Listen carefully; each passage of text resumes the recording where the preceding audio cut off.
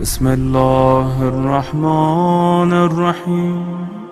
ابو بصیر امام جعفر صادق علیہ الصلوۃ والسلام سے روایت کرتے ہیں کہ جس شخص نے بھی سورج غروب ہونے سے پہلے یا سونے سے پہلے سورہ یاسین کی تلاوت کی تو وہ محفوظ رہے گا اور اس کی روزی میں اضافہ ہوگا۔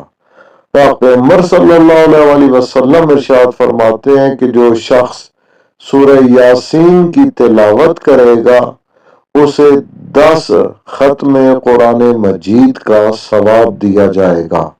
ایک اور روایت میں ارشاد ہے کہ جو شخص اللہ کی رضا کے لیے سورہ یاسین کی تلاوت کرے گا اسے 12 قرآن مجید کا ثواب ملے گا۔ اور اگر آپ سورہ یاسین کی تلاوت کر کے امام زمانہ عجل اللہ تعالی فرجہ الشریف کو ہدیہ کرتے ہیں تو قرآن مجید کی آیت کے مطابق اذا حییتم بتحیۃ فحیوا باحسن منہا کہ جب تمہیں کوئی تحفہ دیا جائے تو اس سے بہتر تحفہ واپس کیا جائے یا اس جیسا ہی تحفہ دیا جائے۔